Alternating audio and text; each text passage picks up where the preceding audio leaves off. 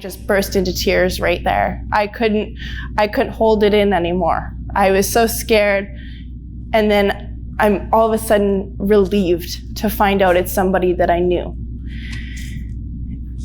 And in this area, we don't have an ident nurse. An ident nurse is somebody who does a rape kit. And I wanted it done because I wanted to report this.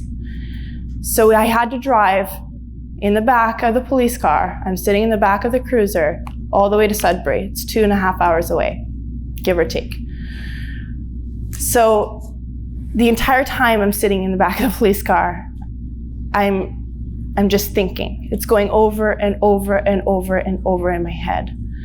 And I had to call my parents, and they were camping with no cell service because we live in a remote area. And it wasn't until about 4 hours later that I finally got a hold of my parents. And I had shown up in the emergency room in Sudbury, and I have 2 beefy officers sitting right beside me, and everybody looks at me like I'm a criminal. Right? Everybody's looking at me, and I am so embarrassed because I look like a freaking wreck. I look like I just crawled out of a swamp, okay? I was bawling, my face was red, my hair was a mess, I had, like, my clothes were torn. I had no idea what was going on. And I'm just like, I'm looking over and I just kind of sink down a little bit, and I'm like, I can't do this. I walk into the back of the emergency room, and this is the second waiting room. I don't know if you guys have gone through this process in the Sudbury Hospital. There's a second waiting room back there, and we're still waiting for the nurse. So keep in mind that officers had called ahead of time. 2.5 hours sitting in the back of the police car on the way to the hospital. They called 2.5 hours ahead of time. I still had to wait. So I'm sitting there, and the waiting room starts piling up with people. And I'm still wide out in the open, sitting beside 2 officers. All I wanted to do was get these clothes off. I didn't want to sit there anymore. All I could smell was cologne and beer, and it was just disgusting. And so I had begged for them to bring me into a room so I could get these clothes off and put a gown on. Next step, we walk into this sterile room, and I'm met by a detective with the Sudbury OPP, and she's asking me questions as the nurse is asking me questions, and they have to collect as much evidence as they can to get DNA from the assailant. It's going to go in as proof and evidence in the court, right? So several hours after that, I go through the entire process. I'm taking one piece of clothing off and putting it in a brown bag right beside me. And I take another piece of clothing off and I put it in a brown bag beside me. And eventually, I am allowed to have a shower. After begging and pleading for 5 hours, I'm allowed to have a shower. No soap, no towel. I used my hospital gown to dry off.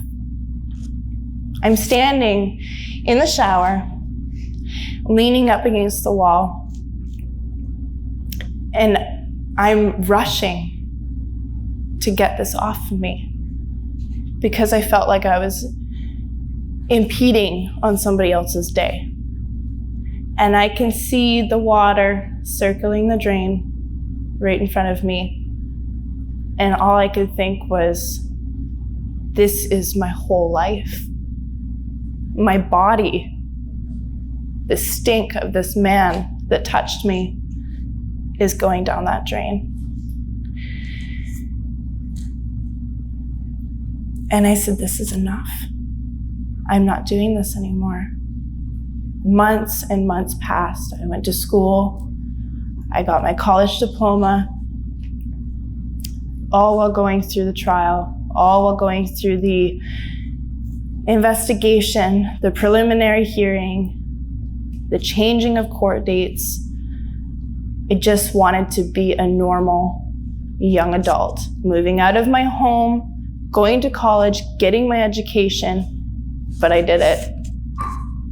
And I'm here today with my diploma. I did it.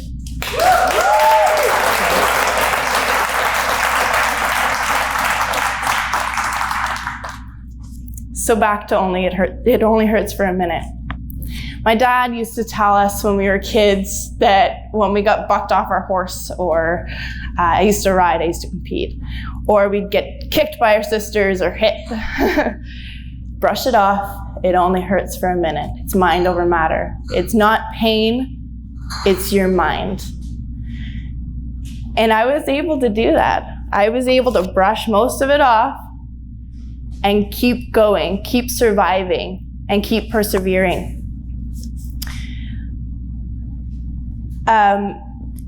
Another thing is perception. Okay, I perceived that I was finished, I was done, I was emotionally overwhelmed.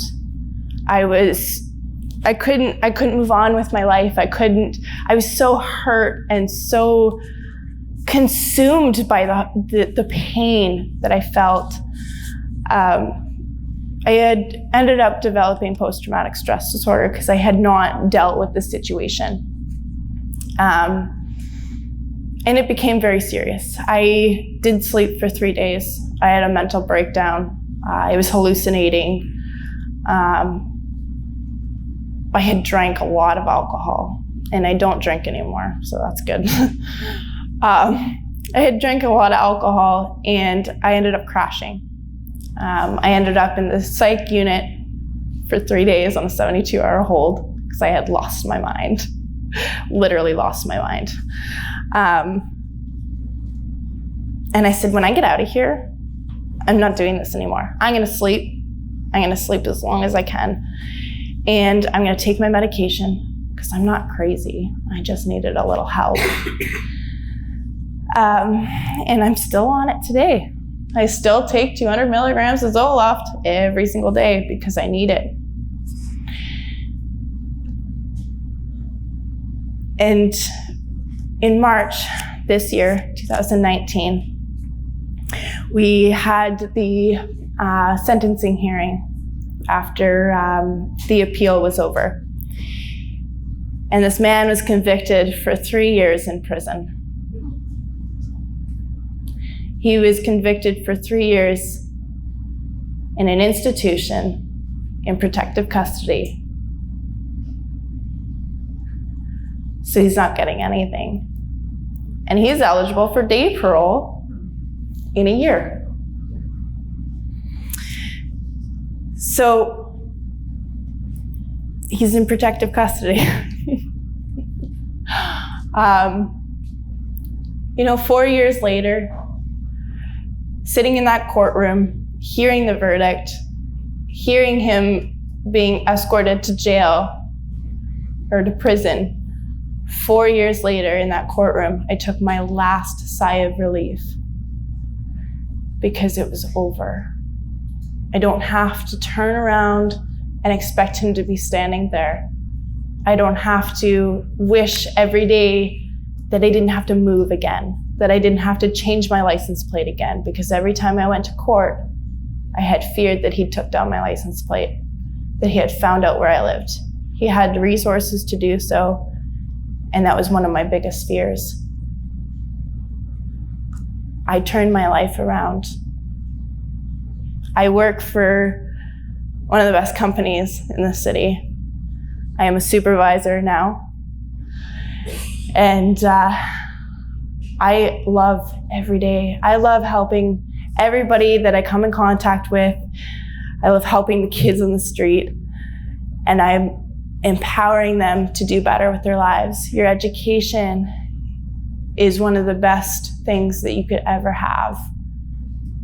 And the willpower to survive through everything that life could possibly throw at you is the best thing that you can have. If I can do it, at 19 years old, you guys can do it now.